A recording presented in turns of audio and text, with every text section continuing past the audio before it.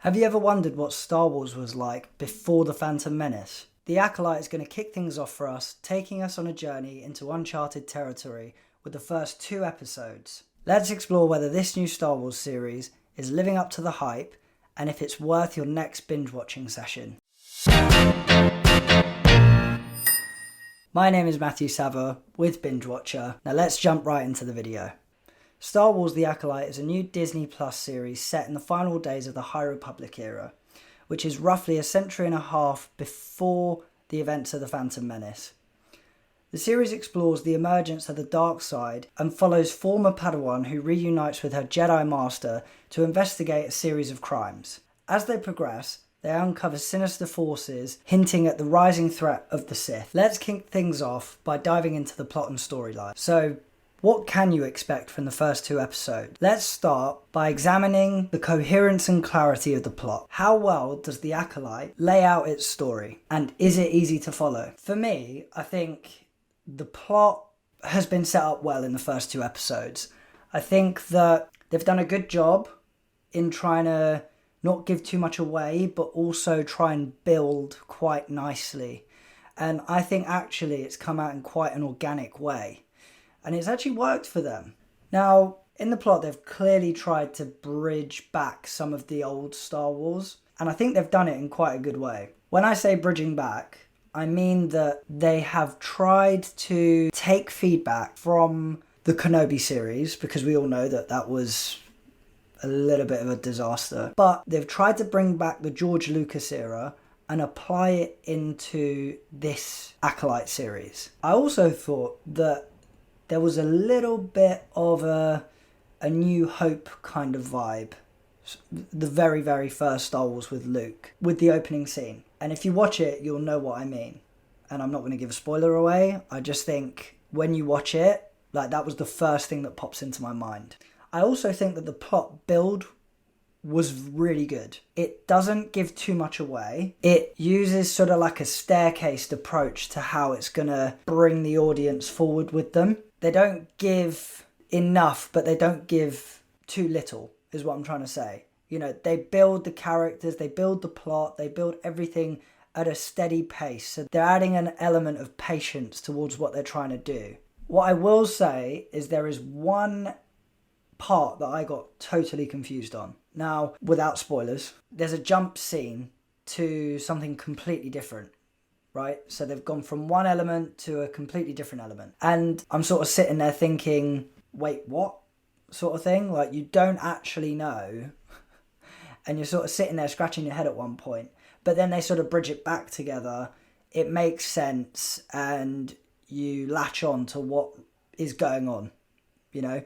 So I think that they did that quite well. They didn't do what, you know, like a movie such as The Kitchen does, where it sort of raises questions, doesn't really answer them, might answer 1 or 2, but leaves you with a ton of questions. So they've done that quite well in that if they have left any opening, they do close the gap and they close it in an organic way. And I think that's really good of them. What really did strike me actually was there's definitely something going on with Disney. Now, Disney are trying to listen to the fans. What do I mean by that?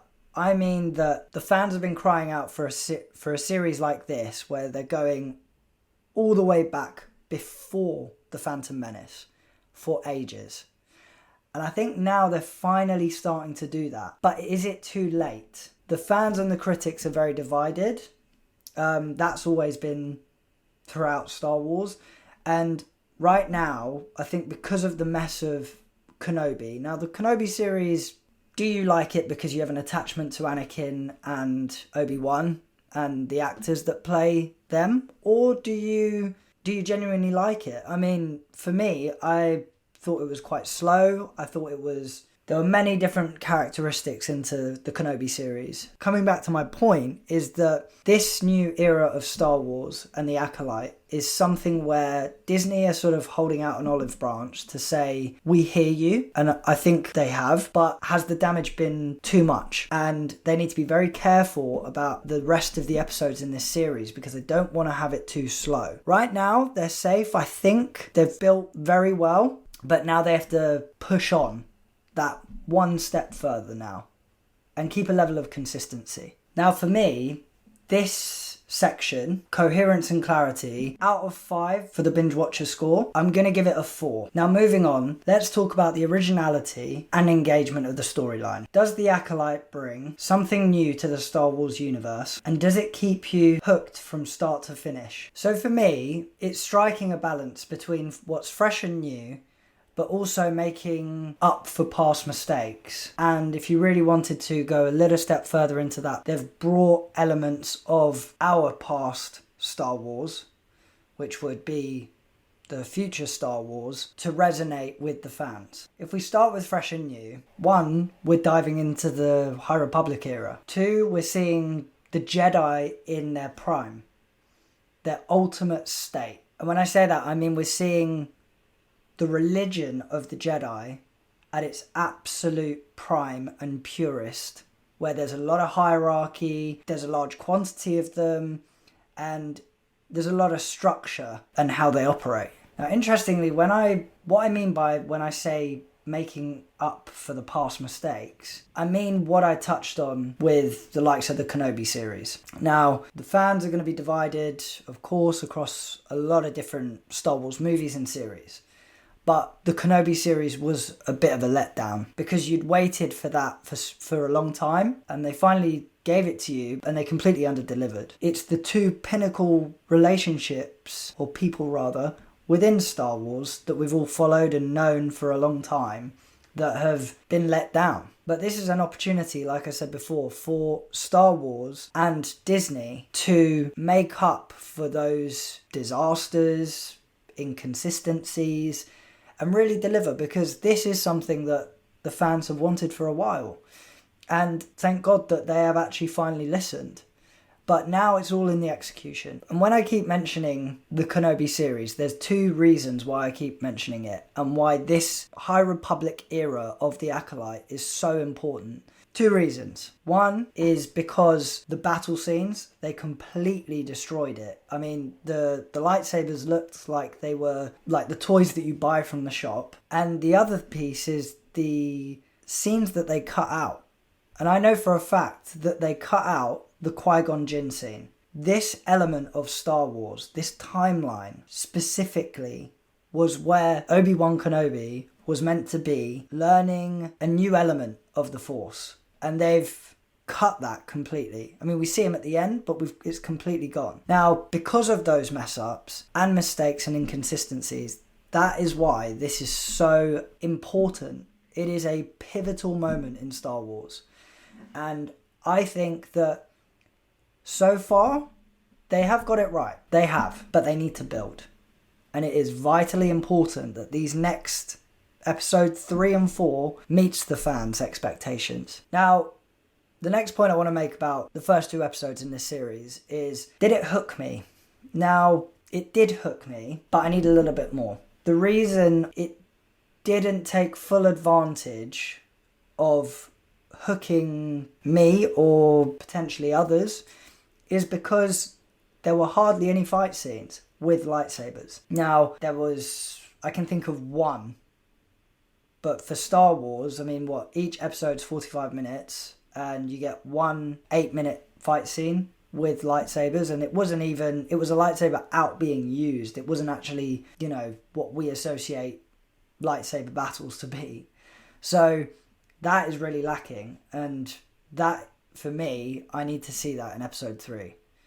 So I'll be really let down if I don't see it. The cool thing about this series so far is that whenever I sort of feel like it's going to go off track a little bit, like what I mentioned before about there was a specific scene and then it cut straight into the next scene and it was a little bit confusing. The good thing about this so far is that whenever that's sort of happening, it brings it back and it answers that, which is quite nice. And I think they've done well with that, to make sure that they're keeping the audience with them on that journey as they explore this era.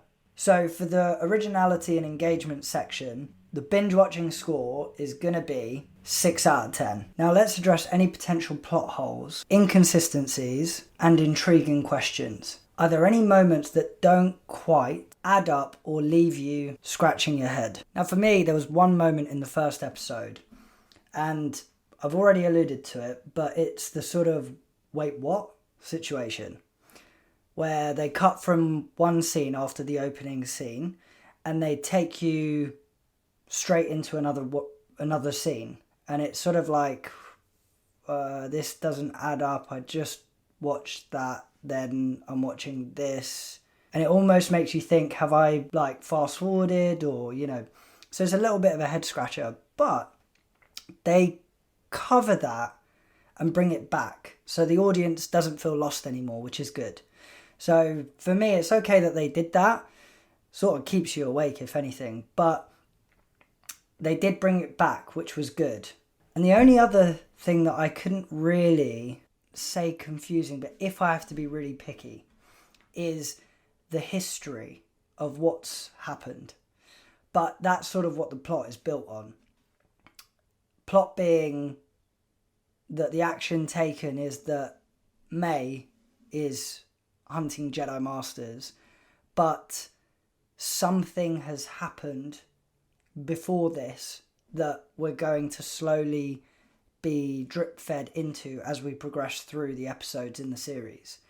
So it's me being picky, really, but that obviously needs to be covered off as we move and progress through the series. The next point is to do with a particular character. I'm trying to find a way of not spoiling it. The best way I can think of is that there is a specific character that I was quite excited about, and that individual character, and just to make it clear, in the trailer it specifically says that a Jedi has been killed, so it's not really a spoiler, but that individual was killed off. So it's sort of like a Game of Thrones type of feel, no one's really safe. So it was a bit of a surprise, but a good surprise. I mean, I liked Game of Thrones. I like how this is sort of progressing, a little bit of a different type of Star Wars. I think the next point I'm going to sort of make around this is the lingering questions. Now,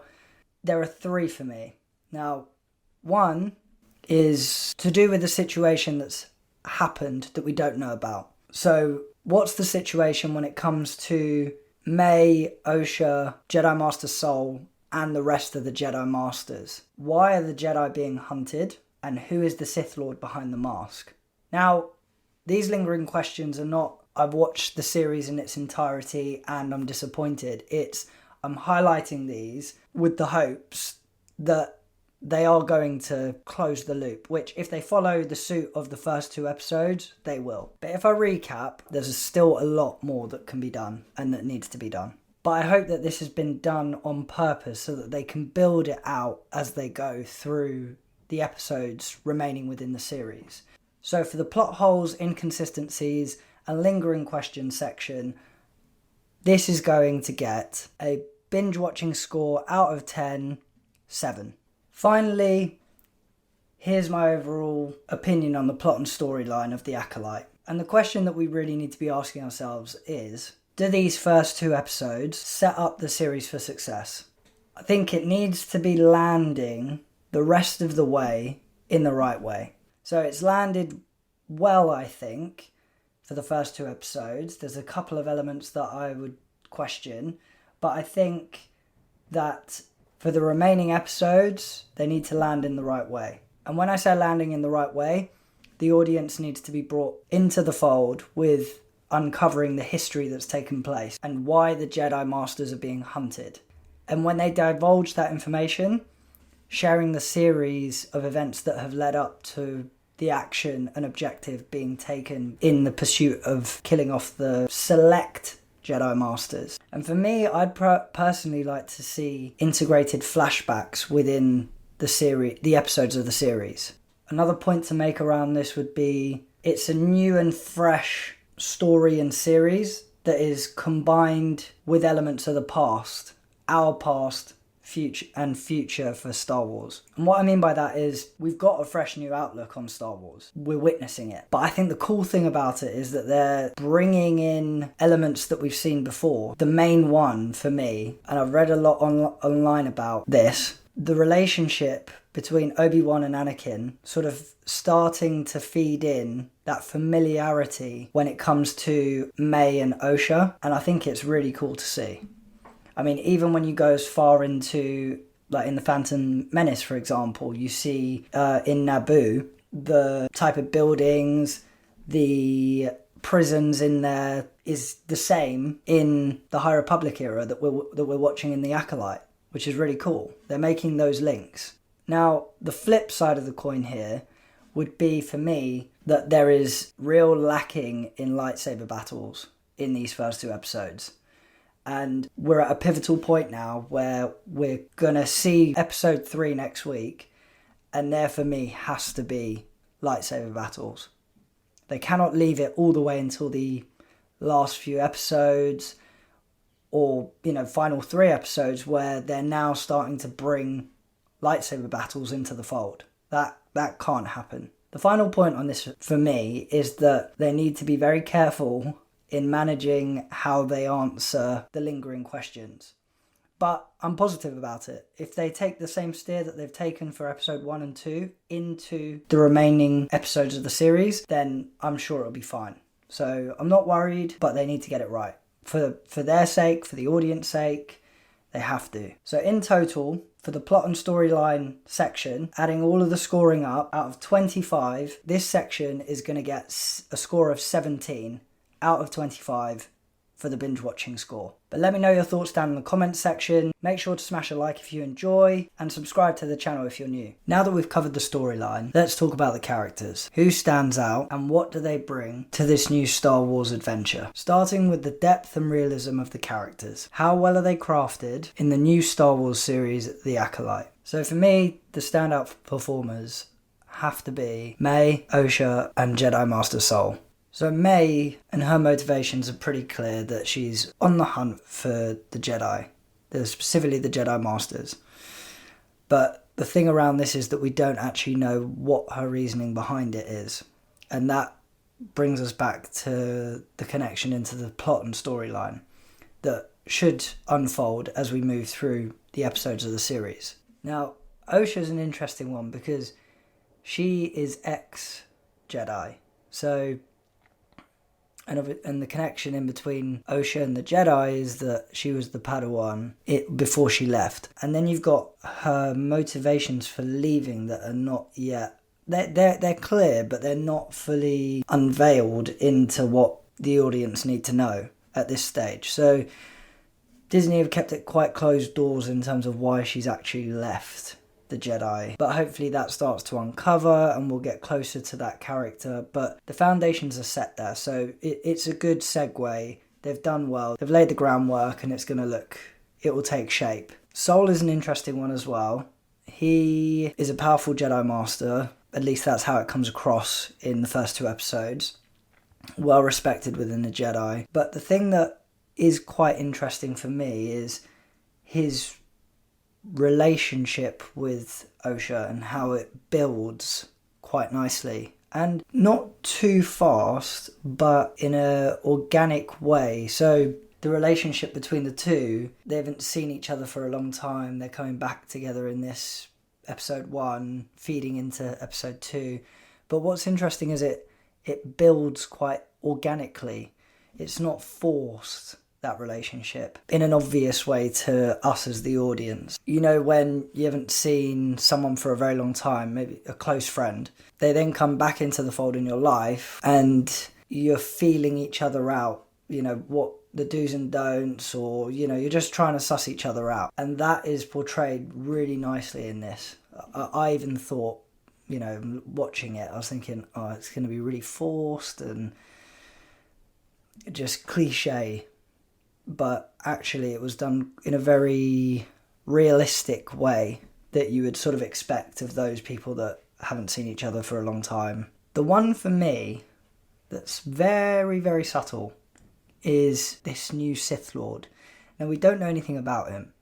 All we know is he wears a mask, he's cloaked, got a red lightsaber, like you see in the trailer and the advertisement, right? When I was doing some research, I noticed that some people had questioned, is this the first night of Ren? And I even put a poll out on Twitter giving a couple of options as to who it could be. Where they landed, the majority of the votes, it was thought to be a Jedi Knight turned evil. But you literally have no idea. So, even someone online had written that they think it's going to be Keanu Reeves that's going to make either a short appearance or he's going to make a really big appearance. I don't know. But it's a really cool one to watch. Who could it be? But overall, for the characters, I think they've introduced them across the two episodes really nicely. They've not given too much away, but they've not given too little. They've just given the right amount. For the depth and realism section, this score is going to get 3 out of 5 from Binge Watcher. Next up, let's examine character evolution. Do we see significant growth and changes in the characters as the story progresses? Now, my first point on this is that there's been foundational character growth, and there definitely needs to be more to come. So trying to answer this question is going to be a little bit tricky, as there really isn't much at this stage. But starting with Osha, us as the audience are brought into her world, and coming across Lost, she's allowing life to sort of tick by for reasons that start to uncover as you go through episodes 1 and 2. But there is a barrier for her to sort of take the shackles off and become what she's meant to be. It's interesting to see that unpack. But over the course of the series, you can bet your bottom dollar that she will then start to reconnect with her Jedi roots to then go on and become the Jedi that she's meant to be. Again, it's a prediction, but let's see how it goes. I think it could go in that direction. It always does, the whole Luke Skywalker sort of saga, right? He didn't know, slightly different story, but he didn't know. Then he sort of, over the 4th, 5th, 6th, he builds on his training to become a Jedi. And it sort of ties back with Osha the threads between Star Wars movies or TV shows that have gone by that we've seen. And it's a nice thread. Right, we're seeing symmetry between these episodes and movies from The Acolyte. What I also like about Osha's character is that how the plot is developing at a certain pace, her character is also developing at the same sort of pace. And I think the same could be applied to all of them, to be fair. You've got little crumbs that are sort of being shared with the audience as you move through episode 1 and 2 for sure. So it'll be interesting to see when we get through the rest of the episodes how that sort of develops. Does it sort of stay the same? Does it change? But as more starts to come out through the crumbs that we get, you start to see a little bit of a shift in the evolution of our character, which is little pieces of anger. And the one standoff scene, sort of, it finally comes out. And then it's sort of disappointment for her. So it'll be interesting to see how that then plays out in the episode 3. Now, May stays pretty consistent throughout, right? She is on a mission, she's got an objective, she's going to see it through. And she's doing pretty well so far. So her character, I think, again, there is a standoff scene for her. She sort of has the opposite effect that Osha had, which is instead of her constantly being filled with anger and there being a consistency of evil surrounding her, there's like a glimpse of light that comes in and is shown, and then it sort of goes away. But it's interesting, right? Like, she's not fully converted to the dark side, I don't think. She's got characteristics of the dark side that are definitely showing, but she still has hope to being converted back. And it will be a very interesting twist to see what happens and how this story unfolds with that character. Sol is a really interesting character as well. He comes across very much how the Jedi, or I would think the Jedi, how they've always been sort of portrayed, all-knowing, all-powerful, all-wise, and for good. He embodies all of those elements. Typical stereotypical Jedi Master. And it's emphasised in this era. Whatever happened in the past between the Jedi Masters, himself, May and Osha, he has got a sense of pride that he knows. And that pride starts to shift when he comes to a realisation. But instead of letting any emotion come into it, he stays very focused with not acknowledging that he's wrong, but straight into action, right, okay, what are we going to do about it, sort of thing. He actually reminds me a lot of Qui-Gon. And hear me out on this. Qui-Gon, I wouldn't go as far to say he was rogue, but he definitely had opinions against actions and decisions that were taken by the Jedi Order and the Council. He being Sol, Jedi Master Sol, also shows elements of frustration when it comes to the Jedi and their way of doing things, strategizing, taking time when the decision is pretty clear, but everything is very, very structured, hierarchical, and I don't think he appreciates that when there's danger or when something needs to get done. But I still think he has the utmost respect for it when there isn't. He just has his way of doing things. And you sort of see him start to push the boundaries with it. Yord is a character that is newly Jedi Knight. And I quite like the character. I mean, I want them to build on him. I think they've not built on him enough. But I think he's a cool character. I think he's got a point to prove, really wanting to showcase his abilities and the fact that he was given Jedi Knight ranking off of merit, and there's no question about it. When we're thinking about actions driving the story forward, I think it's really interesting to see that something or an event has happened in the past and we have come into the story and we're going to find out what has happened and what is going to transpire as we move through the episodes, because we've got, on one hand, we've got this new Sith Lord, but then on the other, something has happened that we need to know about that have set the course of events to take place.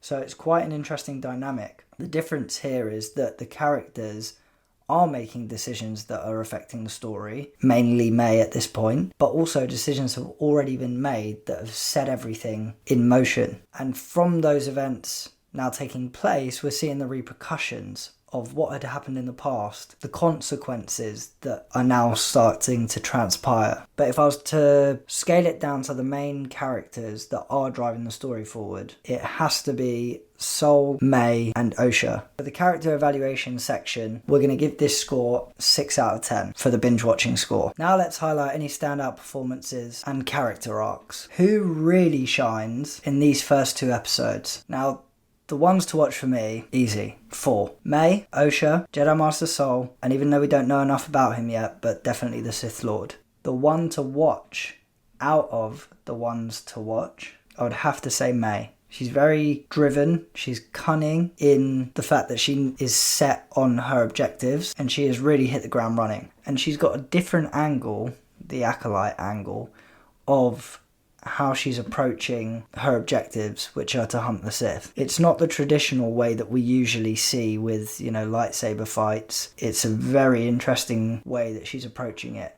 And the guidance that she's getting from her master, the Sith Lord, I will love to know how and why that advice has been given. Now, my predictions. Osha is going to resume her training, take that step into becoming a Jedi, and then integrate into the final battle, because there's always a finale of a lightsaber battle. My prediction with Sol is that he's going to start to be humbled more as we move further into the episodes. He's going to be shocked in the next episode, I think, when he has time to process what he's found out. I also think he's going to become progressively frustrated at the Jedi and take a similar stance to that which we've seen before with Qui-Gon Jinn. And finally, I had a long think about this.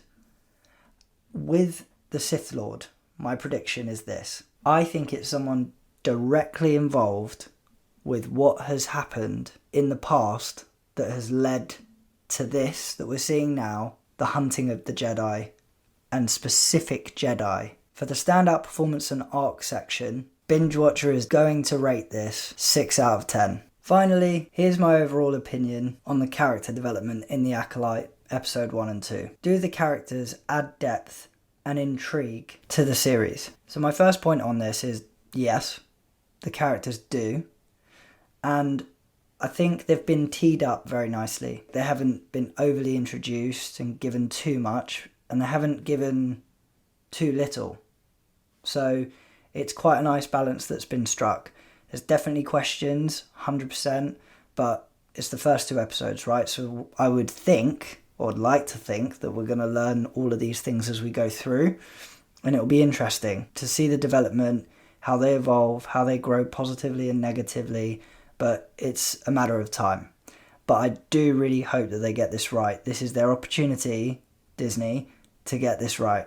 My second point would be that I really like the threads to the future of Star Wars. In our case, the threads of the past. I really like the threads that resemble Anakin and Obi-Wan with May and Osha. I think it's really, really cool. They've done it in a subtle way. Everything about the threads to the future and what we've seen in the past of Star Wars are nice little subtle threads into what we've seen. And that's really cool because it's going to take place and have a knock-on effect and link into that future, the Phantom Menace, the Clone Wars, Revenge of the Sith, and so on. And it gives you that sense of feeling we've been here before. Now, the only caveat I would say is I really want them to build on the other characters, the other main-ish characters, like Yord, Jackie, and Jedi Master Venestra. So the overall score of the character development in this second criteria is 15 out of 25. Let me know your thoughts down in the comments. Make sure you smash a like if you enjoyed, and subscribe if you're new to the channel. With our main players introduced, let's shift our focus to the visual and special effects. How does the Acolyte stack up in terms of its video production quality? Now, there are 3 main aspects that I want to drill in on, and those aspects that I really liked. One is the lightsabers. They've finally fixed it. The problem is there's not enough of it. So in the very opening scene, you see a lightsaber being used. Now, you see lightsabers come into it, but not enough to what you would associate Star Wars with. Now, in the Kenobi series, they got it completely wrong with the lightsabers. In the High Republic era, in the Acolyte, they've fixed it. They've listened to the fans. And they've also introduced new hilts, the handle of the lightsaber, which you'd like to think that they would have done that anyway, of course, but it's a nice touch. The second has to be the costumes. Now, the massive standout for me is the Jedi robes. So you've got 2 versions. So what you would see in the Star Wars that you know and love, which is the brown robes. But in this one, you have 2 sets. You have when they're in the Jedi Temple, sort of very, very white and light robes. But when they're on a mission, they switch to their sort of, I don't know if you'd call it adventure robes or mission robes, which are what you know, which are brown that you associate with in the Star Wars that you've all seen, known and loved. And the final point that I was expecting, but I really do like, is the introduction of new alien races. And I think that they've definitely got the visual effects right. Think of the Phantom Menace and we see Jar Jar Binks. It was so obvious that he was CGI'd. Whereas in this, they've maintained their level of consistency when investing into the quality of the technology to produce the right alien race characters that is not obvious to us that it's CGI'd. For that, this section, the visual appeal section, the binge watching score is 5 out of 5. Now let's talk about cinematography and the special effects. How does the camera work and CGI enhance the viewing experience? Now there's a few points here. The main one for me, the locations that they've introduced already into the series.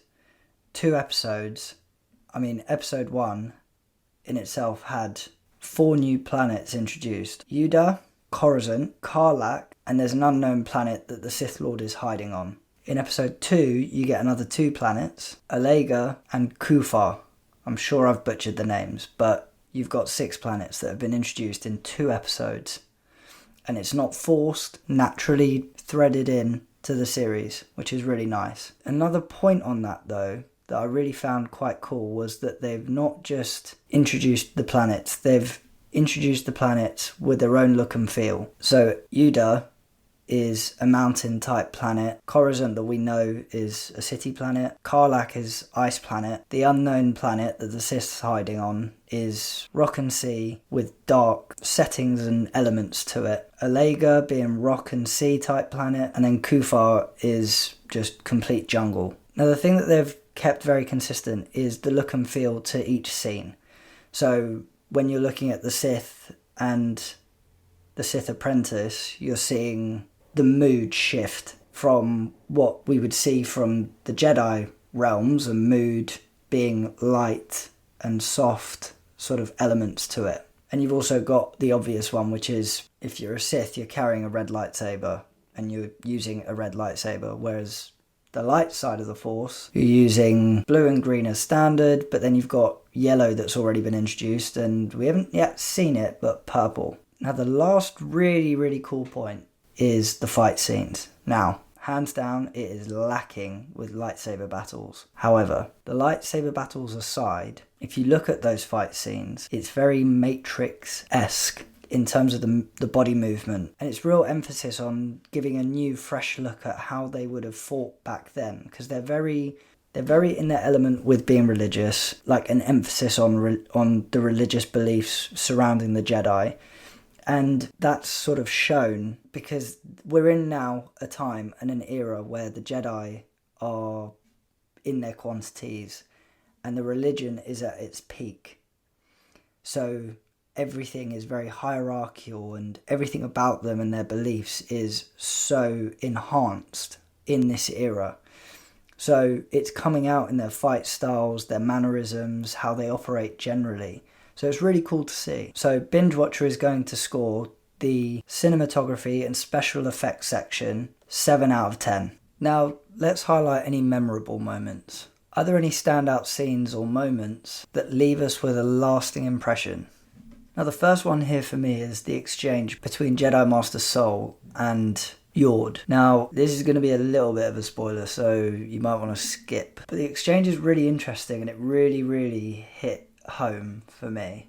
And I thought it was very clever. Again, it's linked to the other Jedi movies and TV series. The specific line that is used in this situation is to not let fear cloud your judgment. Now couple that with the lighting and the music, and for me, if you fast forward now, that is one of the main reasons for the downfall of the Jedi. And the mistake here is not fear, it's suspicion. And I think there's a big differentiator between the two, because arguably the Jedi aren't suspicious enough of those around them that are Sith. I mean, we had years of Palpatine hiding in plain sight. Now yes, the dark side was very powerful and the Jedi couldn't see through it, but at the end of the day, logic suggests that the guy has been in power for way too long. And if they were quicker with latching on and putting two and two together, they might have caught on sooner and potentially saved themselves. Now, the next point on this is the locations that were introduced. Real emphasis on differentiation between the worlds, and I really like that. I really like that they do it in a very subtle way. They introduce the different types of look and feels and the atmosphere to those planets, and they do it in a very subtle way. But on the flip side of this, I would say that there's not enough. And the honest truth right now is that there isn't really enough yet. And I know it's the first 2 episodes, but I'm literally sitting here really trying to think about what the main standout parts are. Now there is standout parts, I've just mentioned some, but I think they could have done a bit more. But I think maybe that's probably what they're waiting for with the episodes that are still to come. But that's why it's very, very dangerous if they don't. For Binge Watcher, the memorable visual section is going to score a 6 out of 10. Finally, here are my overall thoughts on the visual and cinematography in The Acolyte. Do these elements contribute to making the series a visually compelling experience? Now, I'm on the fence with this. There's a lot of thought and execution that they've put into this, but there's a lot more that they need to do. Now, like I said before, I know it's the first 2 episodes, but they've got a lot to make up for, and they need to make sure that they deliver the rest of the episodes, because right now we're seeing a bit of a divide. I'm going to come to that later on in this episode, but they really need to get it right. Like I said, not enough for me. I want to see more saber battles. I think lightsabers is, well, the main thing that everyone associates Star Wars to, and that really needs to happen. They need to bring that into this. You've seen lightsabers in drips and drabs in the first 2 episodes, but we're not really seeing enough of it. But what I am impressed with is the number of planets and worlds that they've introduced already in the first 2 episodes. The visuals and the cinematography is brilliant to see. I also think the differentiation between the moods is not obvious, but it's a good touch. You know, when it's a dark side setting, it's in line with that scene very, very nicely, organically, not forced. I think in the latest trilogy, in The Force Awakens, it was a little bit forced and obvious, whereas this is a nice subtle thing.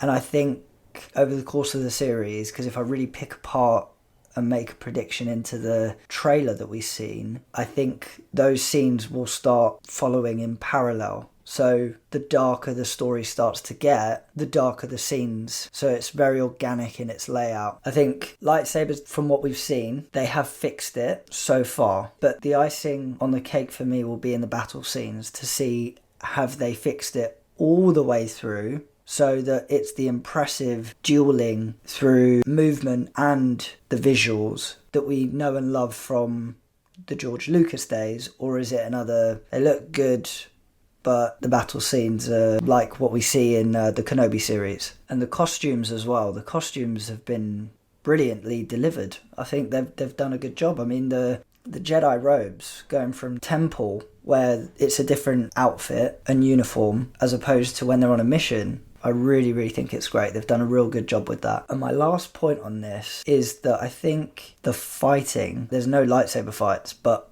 their movement when they are faced with having to react to a fight, their movement is like the Matrix. It's insane.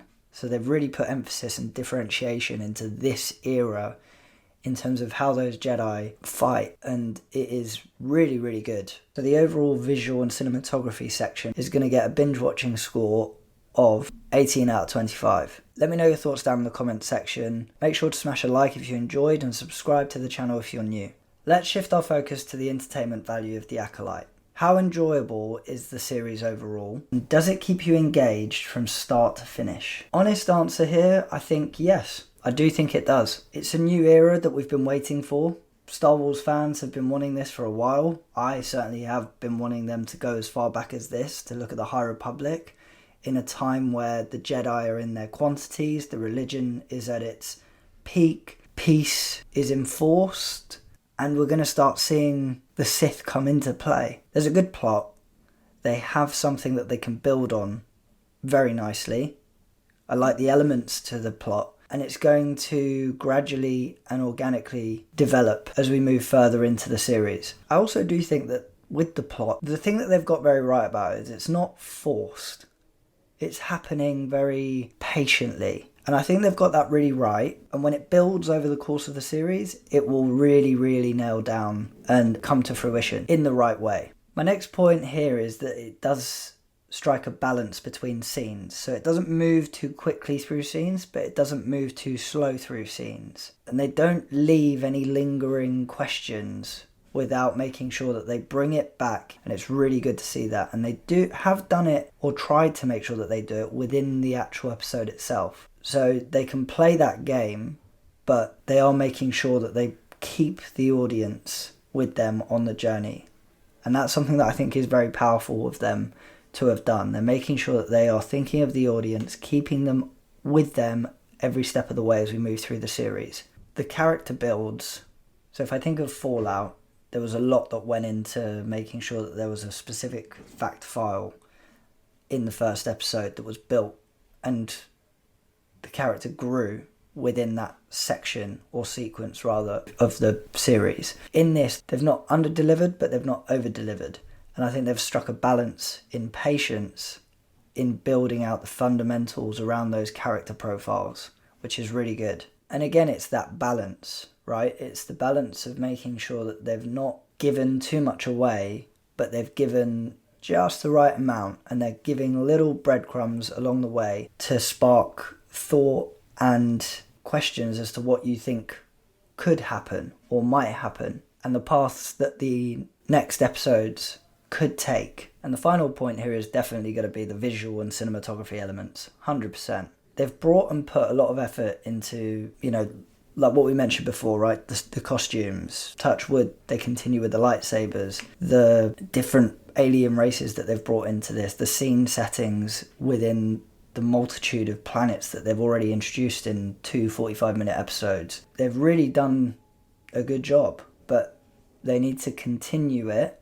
And the big moment of truth for me is all in the lightsaber battles, and not just how they look and feel, but the number of those battles that are going to take place. Are they going to follow suit and strike a balance as they have done with the battles that they're going to have? Or are they going to just leave it until the end and keep us all waiting and longing for something? Because remember, they've already done 2 episodes now. There's 8 that are going to be released. So that's 6 left. So let's hope that they do bring those saber battles in. I mean, if there's none in episode 3, that's only 5 episodes left. So I'm hopeful. Now for the entertainment factor section, Binge Watcher is going to score this a 4 out of 5.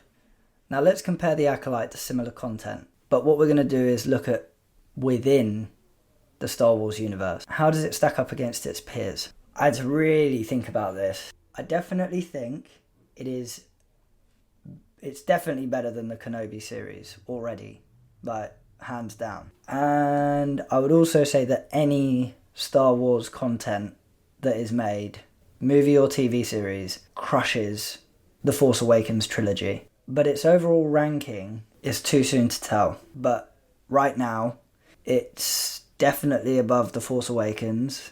It, for me, is above Kenobi. And I think I'll get more of a grasp once more episodes start to come out. But it is really good. The one thing I'm not going to do is it's not getting anywhere near The Mandalorian. For me, The Mandalorian was hands down one of the best Star Wars series to come out of Disney. Now, saying that, I think they've done a really good job in teasing the audience so far. But saber battles need to come back into the fold. They have to introduce those saber battles in episode 3. Big moment for Star Wars right now. So for the comparison to similar content section, Binge Watcher is going to score this a 3 out of 5. Next, let's highlight any standout moments in the Acolyte. Are there any scenes or sequences that elevate the entertainment and leave a lasting impression? I had to really think about this one. Now, there is. I think I've highlighted 5 that I could say. And the first one would be the Jedi Master Soul and Yor exchange. That line on not giving in to fear is very powerful as it threads to the future. The second is the tense standoff between May and Osha, and that rebalancing factor between light and dark, good, evil, as a switch and then switch back sort of element. The third would be the 6 new worlds that have been introduced other than Coruscant, but we're already in the realms of 6 planets that we've been brought into, and we're only in 2 episodes. The fourth is the opening scene. I think that really was quite powerful with Jedi Master and Dara, and getting to see the lightsabers back in action, not in a battle sequence, just seeing it. And so far, like I've said, it's making up for the Kenobi series with what they did with the lightsabers, but we'll need to see the battle scenes. The fifth, for me, hands down, has to be the fighting. Like how the Jedi's movements and patterns are very similar to like the Matrix, but it really resembles and puts emphasis on that era of Star Wars in the High Republic, and the religion being at its all-time high with being very textbook, and their movements in comparison to when we go and look at the Phantom Menace, Clone Wars and the Sith and so on, is very different. The interesting thing about that is how the religion has evolved, and it shows that. Now, besides that, I just don't think there's enough yet. I think that they can do better. Now, I understand what they've done here. They're slowly sort of bringing you into things. And look, I get it. It's the first 2 episodes. They've done a good job. I do think they need to bring the next level in episodes 3 and so on, because that will let it down and it will be the deciding factor as to whether or not this is a success or it's a disaster. But so far, I think it's been great. I just think they need to give a little bit more for the Star Wars that we know, elements that we sort of resonate with. And they've done that in pockets. I've listed quite a few here, but I think they need to take that next level now. A lot riding on episode 3. Now notice that I haven't mentioned in any of the highlight scenes anything to do with lightsaber battles. There are battle scenes with, like I've said, the movements of the Jedi, very Matrix-esque, but no real battles with lightsabers. And I mean, come on, that is... Again, I know it's episode 1 and 2. We've still got a lot more, but we need to start seeing that now.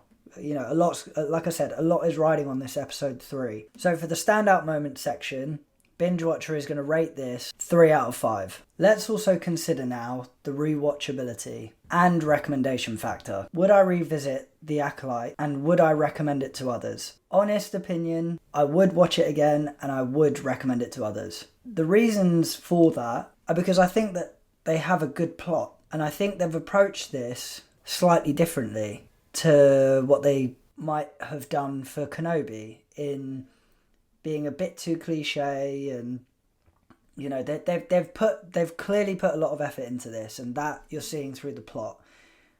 First 2 episodes for me have been very good plot building, and I want to see more. I'm excited to see episode 3. The characters have been introduced in a very nice way. I think they've been very subtle and patient about how they bring their audience along with them across the first 2 episodes. They've done it in a way that sort of, it's not giving you too little, but it's not giving you too much. And they're leaving those breadcrumbs to really bring an excitement feel to this new series. They've given us something that's fresh and new to the Star Wars that we know and love. But they've also done it in a very subtle way where they're bringing elements of what we've seen from other movies and TV series of Star Wars, which brings a bit of a familiarity to it, and it makes that connection back into Star Wars. And especially when we're looking into a new era of Star Wars, it's vitally important, and I think they've got that very right. Now, the slight caveat to this is that there's not enough fight scenes, and there's definitely not enough, if any, lightsaber scenes. So I think that's something that they really need to address in episode 3, as we've already discussed. And I'm hoping and looking forward to hopefully being right in my prediction that there will be in episode 3. And if there isn't, then it's going to be hit and miss if it's not in episode 4. I think there will be, and I think there should be. And my final point is that if this stays on the trajectory that it's on, and stays consistent, I would say that this is a binge-worthy series. For the rewatchability and recommendation section, Binge Watcher is going to score this 8 out of 10. Here's my overall opinion on the entertainment value of The Acolyte. Does it deliver on its promise of being an enjoyable and engaging addition to the Star Wars universe? As a one-liner, they've made a start. So far, they've laid out their stall and they've made an impact. They've set the foundations in place to build from, and build from very nicely. They've introduced the new era that we haven't seen before. They've given us the starting point of what the Jedi was like in that era of the High Republic. They've built a nice plot around the hunt for specific masters within the Jedi. And the characters have been balanced with how much we're allowed to know, and the viewing experience has been great. We've seen more costumes, we've seen differentiator in those costumes, we've seen new locations already in 2 episodes, but the piece that remains is that wow factor for the audience. Now, the rest of the episodes in this series, they need to have that. They need to have that draw-dropping element into it. The overall scoring tallying up for this entertainment value section is going to be 18 out of 25. But let me know your thoughts in the comments. Smash a like if you enjoyed, and subscribe to the channel if you're new. Now that we've gone through all the criteria to really dive in deep to the review and the analysis around these first 2 episodes, let's go into the section on the tally. Should it be on your binge watch list? So on the binge watching scale of Flopbusters, 50/50s and Blockbusters, out of 100, when we tally all of the scores up, it comes out to 68 out of 100. I think that's pretty good for the first 2 episodes. But let me know your thoughts down in the comments. Do you agree? Do you disagree? I want to hear from you. Next, let's see what the review sites are saying. How do their rankings and reviews contribute to the overall perception of The Acolyte? Now, first up, we have IMDb. The Acolyte here has got a scoring of 4.6 out of 10, and the popularity is going up. It's an upward trend. And if we look at the first 2 episodes, episode 1 they're giving 6.1 out of 10, and episode 2 they're giving a 6 out of 10. Next, we have IndieWire. And you can see here that they've given a scoring, or a grading rather, of B. Next we have Empire, and they've given a score of 3 out of 5. Next we have Metacritic.